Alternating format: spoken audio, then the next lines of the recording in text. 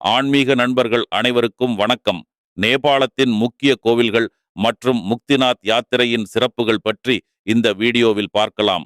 இந்த ஆண்டில் சமீபத்தில் நான் நேபாளம் புனித யாத்திரை சென்று வந்தேன். நான் பார்த்த புனித ஸ்தலங்கள், முக்கியமான கோவில்கள் பற்றி விரிவாக பதிவிட்டுள்ளேன். ஒவ்வொரு இடத்தின் வரலாறு, அதன் புனிதம் பற்றி விளக்கமாக பதிவிட்டுள்ளேன். வீடியோவை முழுமையாக பார்க்கவும். வீடியோவின் இறுதியில் முக்திநாத் ஸ்தத்தின் புனிதத்தை பார்க்கலாம். முதலில் கொல்கத்தாவில் இருந்து விமானம் மூலம் தர்பங்கா அடைந்து அங்கிருந்து சீதாதேவி பிறப்பிடமான ஜனக்பூர் அடைந்தோம். அங்குள்ள மிகப்பெரிய கங்கா சாகர் குளத்தில் இரவு நடத்தப்படும் கங்கா ஆர்த்தி. ஜனக்பூரில் உள்ள மிகப்பெரிய மற்றும் பிரபலமான ஏரியான கங்கா சாகர் ஜனக் மஹாலுக்கு அருகில் அமைந்துள்ளது. இந்த ஏரி புனிதமாக கருதப்படுகிறது. மேலும் தனுஷ் சாகருடன் ஜனக்பூரில் உள்ள மிக முக்கியமான குளங்களில் ஒன்றாக கருதப்படுகிறது. கங்கா சாகர் ஏரி சிவ சவுக்கிற்கு தெற்கேயும் தனுஷ சாகருக்கு கிழக்கேயும் அமைந்துள்ளது. 17ஆம் நூற்றாண்டின் பிற்பகுதியில் துறவிசூர் கிஷோர் தாஸ் ஜனக்பூர்தாமுக்கு வந்து கங்கா சாகர் இருப்பதை பற்றி கூறினார். இதிலிருந்து இந்த குளம் மிக பழமையான ஒன்று என்று கூறலாம். விஷ்ணு புராணத்தின்படி இந்த ஏரியும் ராஜரிஷி ஜனகரின் கதையும் இணைக்கப்பட்டுள்ளன. இந்த ஏரியில் ஜேஷ்ட சுக்ல தசமியில் குளிப்பதால் சிறப்பு பலன் கிடைக்கும் என்று கதை கூறுகிறது. இது மிதில மகாத்மய மற்றும் பிற மத விழாக்களில் ஜனக்பூர்த்தத்திற்கு செல்லும்போது குறிப்பிடப்பட்டுள்ளது. இந்த ஏரியின் மேற்கு வாசலில் ஒவ்வொரு மாலையும் கங்கா ஆரத்தி நடந்து வருகிறது. இது மிக சிறப்பான முறையில் சுமார் 1 மணி நேரம் நடத்தப்படுகிறது. அடுத்து தனுஷ் மந்திர் தனுஷ்தாம் எனப்படும் கோவில். ஜனக்பூர்தாமிலிருந்து 18 கிலோமீட்டர் வடகிழக்கில் அமைந்துள்ள தனுஷதாம், சீதையை திருமணம் செய்ய ராமர் உடைத்த தெய்வீக சிவவில்லை உடைத்த பிறகு அதன் ஒரு பகுதி விழுந்த இடமாக நம்பப்படுகிறது.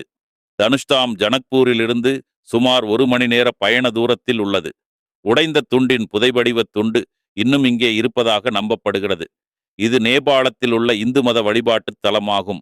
சீதையின் சுயம்வரத்தின் போது ராமனால் உடைக்கப்பட்ட சிவதனுஷின் ஒரு பகுதி வைக்கப்பட்டுள்ளதாகவும் நம்பப்படுகிறது. இப்போது மீதமுள்ள வில்லை சுற்றிலும் கோவில் உள்ளது. இது ஒரு மரத்தடியில் கோவிலாக வணங்கப்படுகிறது. இது இன்று வரை வளர்ந்து வருவதாகவும் நம்பப்படுகிறது. கோவில் சிறிதாக இருந்தாலும் ராமாயணத்தில் முக்கியமான நிகழ்வாக இருப்பதால் இந்த கோவில் முக்கியத்துவம் பெறுகிறது.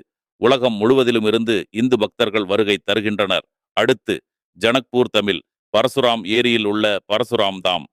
இந்த ஏரிக்கு பரசுராம ரிஷியின் பெயரிடப்பட்டது. பரசுராமர் ஏரி புறந்தகத்தின் வடக்கே அமைந்துள்ளது. இந்த ஏரியின் மையத்தில் பெரிய சிவபெருமானின் சிலை உள்ளது. சுற்றுலா பயணிகள் சிலைக்கு அருகில் செல்ல ஒரு பாலம் கட்டப்பட்டுள்ளது. இந்த பகுதியில் 2 குளங்கள் உள்ளன.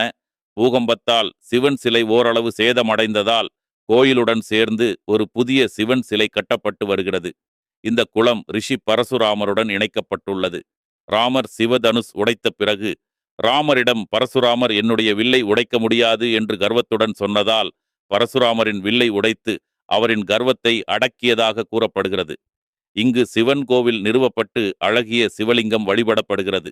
மேலும் இங்கு ஒரு பெரிய மணி நிறுவப்பட்டுள்ளது. பக்தர்கள் இந்த மணியை அடித்து தங்கள் வருகையை பதிவு செய்து வேண்டுதலை சிவபெருமானுக்கு தெரியப்படுத்துவதாக ஐதீகம். இது மத மற்றும் வரலாற்று மதிப்புகளை கொண்டுள்ளது. தனுஷ்தாமிற்கு வருபவர்கள் இந்த ஏரிக்கும் சிவபெருமானை தரிசனம் செய்வதற்கும் இங்கு வருகை தருகின்றனர். அடுத்து ஜனக்பூர் தாம். இந்து இதிகாசமான ராமாயணத்துடன் தொடர்புடையது என்பதால் ஜனக்பூர் இந்துக்களுக்கு ஒரு முக்கியமான புனித யாத்திரை தலமாகும். சீதாதேவி இங்கு பிறந்ததாகவும் ராமருடன் அவள் திருமணமான இடம் இது என்றும் நம்பப்படுகிறது.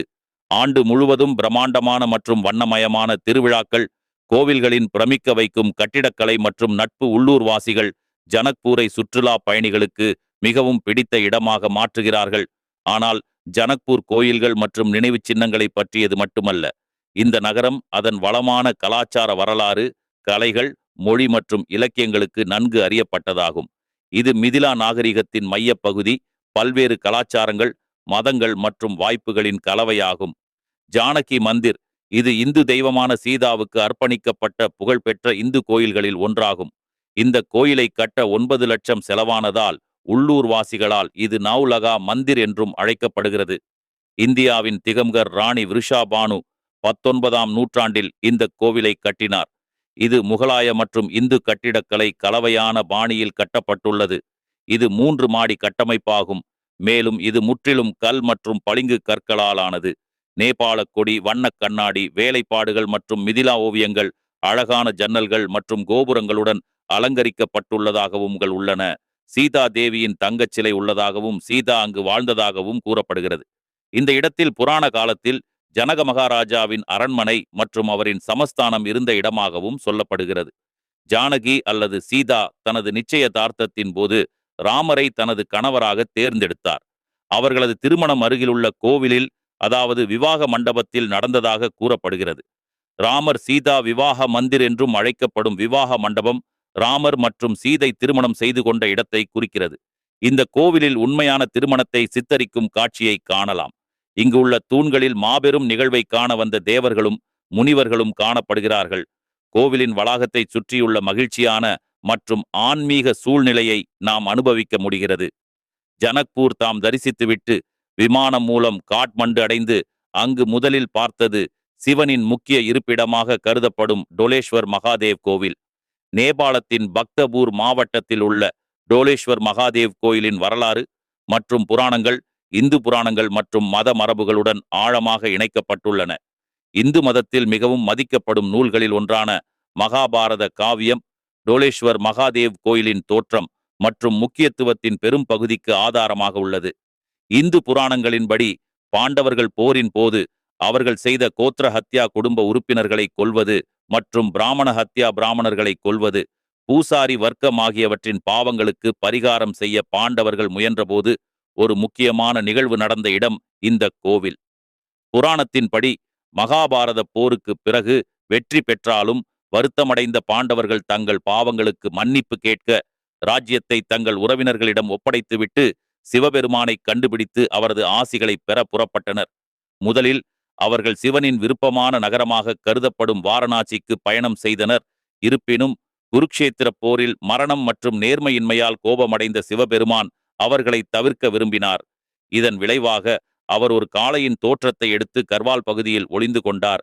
வாரணாசியில் சிவனை கண்டுபிடிக்க முடியாத பாண்டவர்கள் கர்வால் இமயமலைக்குச் சென்றனர். அங்கு அவர்கள் மாறுவேடத்தில் இருந்த ஒரு காளையை சந்தித்தனர். பீமன் உடனடியாக காளையை சிவன் என்று அடையாளம் கண்டு காளையின் வால் மற்றும் பின் கால்களை பிடித்தார். இருப்பினும் காளை வடிவிலான சிவன் தரையில் மறைந்து துண்டு துண்டாக வெளிப்பட்டார். கேதார்நாத்தில் கூம்பு உயர்ந்து, துங்கநாத்தில் கைகள் வெளிப்பட்டன, ருத்ரநாத்தில் முகம் தோன்றியது, மத்திய மகேஸ்வரில் தொப்புள் மற்றும் வயிறு தோன்றியது, கல்பேஸ்வரில் முடி தோன்றியது. 5 தனித்துவமான வடிவங்களில் சிவபெருமான் மீண்டும் தோன்றியதால் மகிழ்ச்சியடைந்த பாண்டவர்கள் 5 இடங்களிலும் சிவபெருமானை கௌரவிக்கும் வகையில் கோவில்களை கட்டினர். இதனால் பாண்டவர்கள் செய்த குற்றங்களுக்கு மன்னிப்பு வழங்கப்பட்டது. டோலேஸ்வர் மகாதேவ் கோவிலில் சிவபெருமானின் தலை வெளிப்பட்டதாக நம்பப்படுகிறது. காலை சடங்குகள் முதல் மாலை ஆரத்தி வரை டோலேஸ்வரின் அனைத்து பிரார்த்தனைகளும் கேதார்நாத் கோவிலின் வழிகாட்டுதல்களை பின்பற்றுகின்றன. இந்த கட்டிடக்கலை பாரம்பரிய பகோடா பாணி வடிவமைப்புகள், நேர்த்தியாக வடிவமைக்கப்பட்ட மர கட்டமைப்புகள் நெவாரி கலையை வகைப்படுத்துகின்றன. கோவிலில் உள்ள திரிசூலம் போலேவின் டமாருவையும் கொண்டுள்ளது. திரிசூலம் அண்ட சக்திகளின் சமநிலையையும் வாழ்க்கை சுழற்சியையும் உள்ளடக்கியது. இது படைப்பு, பாதுகாத்தல் மற்றும் அழிவு ஆகிய அடிப்படை சக்திகளின் மீது சிவபெருமானின் மேலாதிக்கத்தை குறிக்கிறது. தீய சக்திகளை விரட்டி அதை வணங்கும் மக்களுக்கு ஆசீர்வாதங்களை வழங்கும் திறன் கொண்டது. கோவில் வளாகத்திற்குள் காணப்படும் நந்தி சிலை சிவபெருமானின் புனித காளை மற்றும் விசுவாசமான வாகனமான நந்தியை சித்தரிக்கிறது. டோலேஸ்வர் மகாதேவ் கோவிலில் சிவலிங்கம் மையமத மற்றும் ஆன்மீக சின்னமாகும். இது சிவபெருமானின் தெய்வீக இருப்பை குறிக்கிறது. சிவபெருமானின் இந்த புனிதமான மற்றும் பழமையான பிரதிநிதித்துவம் ஒரு தனித்துவமான வடிவ மேல் பகுதியை கொண்டுள்ளது, மேலும் ஆண் மற்றும் பெண் சக்திகளான சிவன் மற்றும் சக்தியின் ஒன்றியத்தை குறிக்கிறது. சிவலிங்கத்தை வழிபடுவது ஆன்மீக ஞானம் மற்றும் பிறப்பு மற்றும் இறப்பு சுழற்சியிலிருந்து விடுதலைக்கு வழிவகுக்கும் என்று பக்தர்கள் நம்புகிறார்கள். அடுத்து, இந்துக்களின் புனிதம் மிக்க ஸ்தலமாக கருதப்படும் பசுபதிநாத் கோவில். நேபாளம் காத்மாண்டுவின் பாக்மதி ஆற்றின் கரையிலுள்ள இக்கோவில் சிவபெருமானுக்கு அர்ப்பணிக்கப்பட்டது. பசுபதிநாதர் நேபாளத்தின் தேசிய கடவுளாக உள்ளார். இந்த கோவில் யுனெஸ்கோவின் உலக பாரம்பரிய சின்னங்களின் பட்டியலில் உள்ளது. சிவனுக்கு கைலாசத்தில் வாழ்வது மிகவும் அலுத்துவிட்டதால் அதிலிருந்து விடுபடும் பொருட்டு புதிய இடத்தை தேடி யாரிடமும் கூறாமல் காத்மாண்டு பள்ளத்தாக்கில் வசிக்கலானார். அவர் அங்கு பசுபதி என்ற பெயரில் விலங்குகளின் கடவுளாக மான் வடிவில் மாறுவேடம் பூண்டார். சிவன் பிற கடவுள்களின் கோரிக்கைகளை ஏற்க மறுத்ததால் திருமால் அவரது கொம்புகளை திடீரென பிடித்ததில் அவை துண்டுகளாக உடைந்து சிதறின.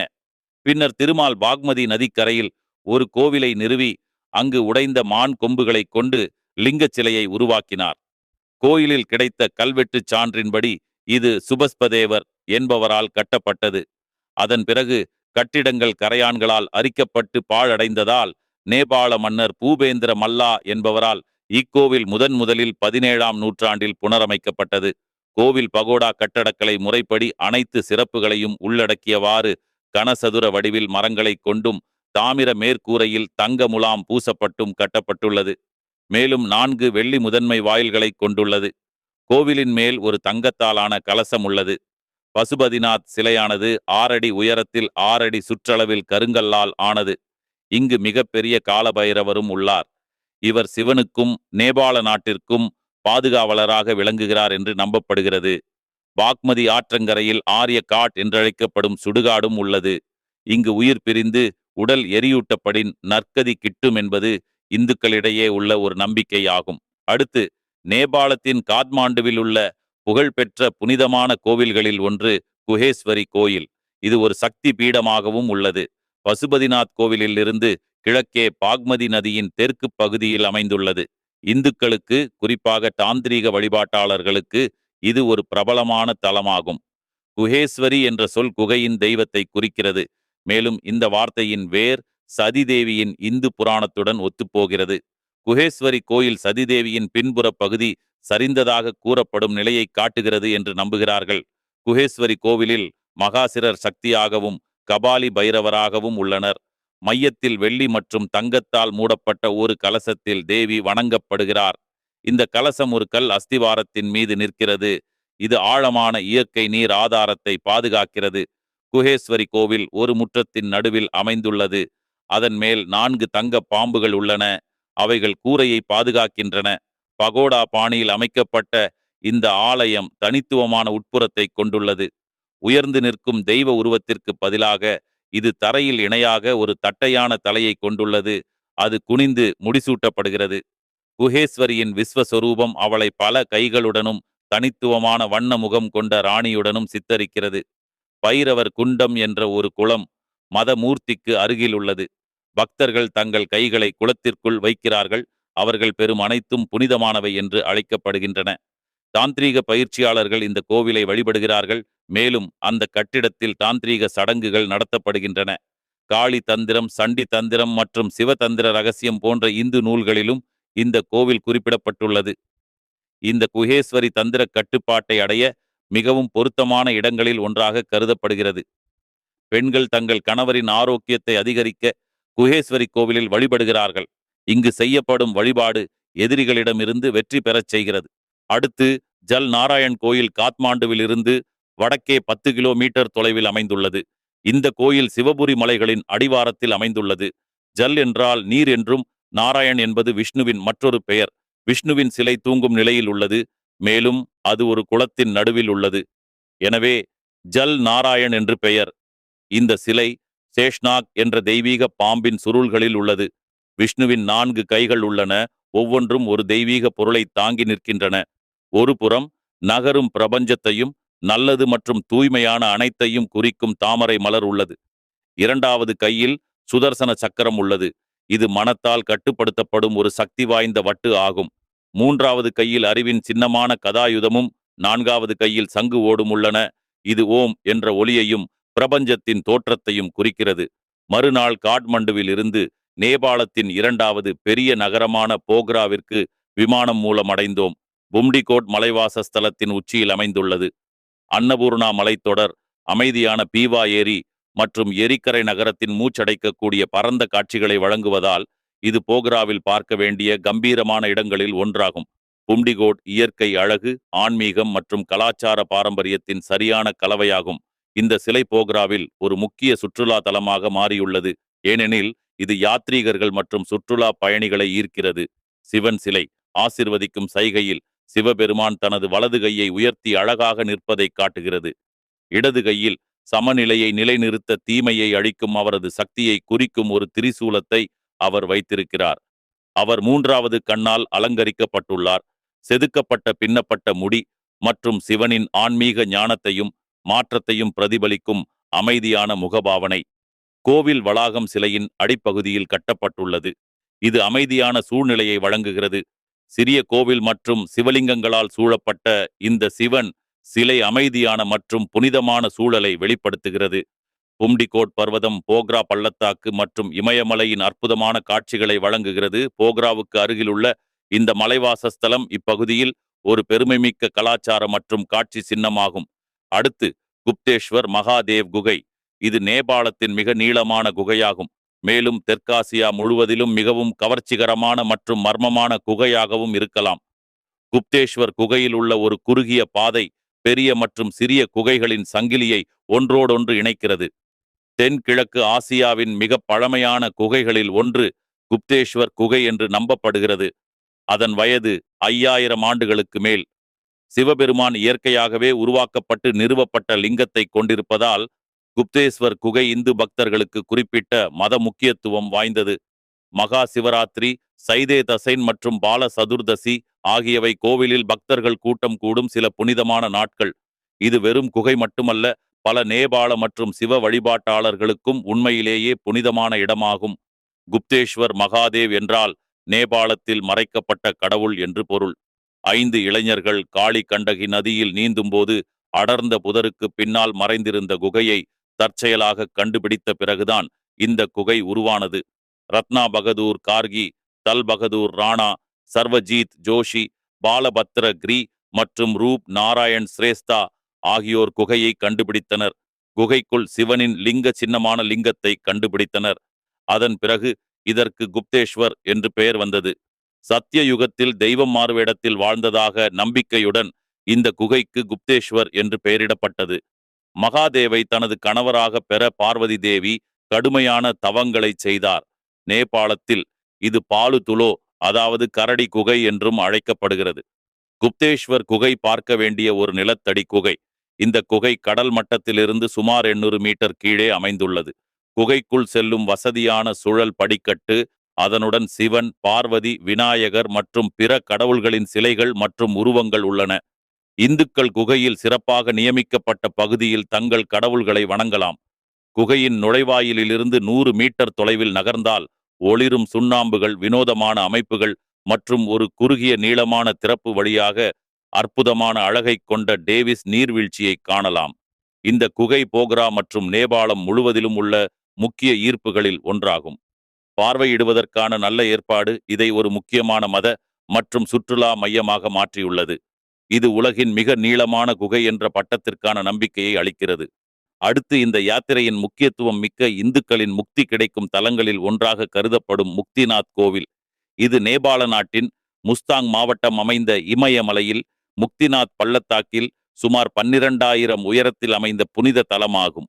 வைணவர்கள் போற்றும் 108 திவ்ய தேசங்களில் சிறந்த திவ்ய தேசமாகும். திருமங்கை ஆழ்வார் மற்றும் பெரியாழ்வார் ஆகியவர்கள் முக்திநாதரை போற்றி பாடி மங்கள் சாசனம் செய்துள்ளனர். இதன் வரலாறு மிக சிறப்பானது. வடநாட்டில் உள்ள முக்கிய நதிகள் எல்லாம் விஷ்ணு சம்பந்தம் பெற்றிருப்பதை கண்ட கண்டகி நதியானவள் மகாவிஷ்ணுவை குறித்து கடுந்தவம் செய்து மகாவிஷ்ணு தன்னிலும் அவதாரம் செய்ய வேண்டுமென தவம் இருக்க, அதற்கு எம்பெருமான் இதில் நித்திய அவதாரம் சாலக்கிராம ரூபியாக செய்து கண்டகி நதிக்கு சிறப்பளிக்கிறார் என்பதும் ஓர் வரலாறு. மதுகுலத்து அரசனான தர்மதுவசன் மற்றும் அவனது மனைவி மாதவிக்கும் விருந்தை என்ற மகள் அவதரித்தாள். அவள் சிறுவயதிலேயே இறைவன் நாராயணனை மணாளனாக அடைய விரும்பி இறைவனை நோக்கி தவம் இருந்தாள். அப்போது அவள் முன் தோன்றிய பிரம்மா விதிப்படி இன்னும் 2 பிறவி எடுக்க வேண்டும் என்றும் 2ஆம் பிறவியிலேயே இறைவனை அடைய வேண்டும் என்று வரம் அளித்தார் பிரம்மதேவர். பிரம்மா அளித்த வரத்தின்படியே அடுத்த பிறவியில் ஜலந்தரன் என்ற அசுரனுக்கு மனைவியானாள். இருப்பினும் இறைவன் மீது பக்தி கொண்ட விருந்தை மறுபிறவியிலும் இறைவன் மீது பக்தி கொண்டு பதிவிரதையாக வாழ்ந்தாள். ஜலந்தரன் ஏராளமான கொடுமைகளை செய்தும் அவளது விரதத்தால் காப்பாற்றப்பட்டான். அவனுக்கு முடிவினை எண்ணிய திருமால் அவளது விரதத்திற்கு தடை ஏற்படுத்தி அசுரனை வதம் செய்தார். இதனால் மனம் வெகுண்ட விருந்தை கல்லாக போகும்படி எம்பெருமானான ஸ்ரீமன்னாராயணனை சபித்தாள். இறைவனாக இருந்தாலும் உத்தமிகள் சாபத்திற்கு ஆளானால் அனுபவித்தே ஆக வேண்டும் என்பதற்கு இவ்வரலாறே சான்றாகும். சாபமளித்தவரே விமோசனம் அளிக்க வேண்டும் என்பதால் அவள் அடுத்த பிறவி வரை பெருமாள் கல்லாக இருந்ததாகவும் பிறகு உருவம் பெற்று அவளை மணந்ததாகவும் கல்லாக கிடந்த இவ்விடத்தில் எக்காலமும் கல்லாக மண்ணாக காற்றாக என அனைத்துமாகி இருந்து வரும் பக்தர்கள் அனைவருக்கும் முக்தி அளிக்க வேண்டும் என்ற வரத்தையும் நமக்காக அருள்வதாக தலவரலாறு கூறுகிறது. மார்ச் மாதம் முதல் ஜூன் மாதம் முடிய முக்திநாத் தரிசனம் செய்ய ஏற்ற காலமாகும். கடும் குளிர் மற்றும் மலை ஏற்றத்தினால் முக்திநாத் பயணம் கடுமையானது.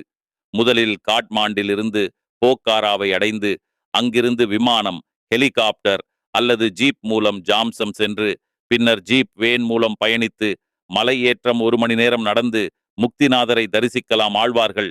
இத்தலத்தை 12 பாசுரங்களால் சால கிராமம் என்றே மங்களாசாசனம் செய்துள்ளனர்.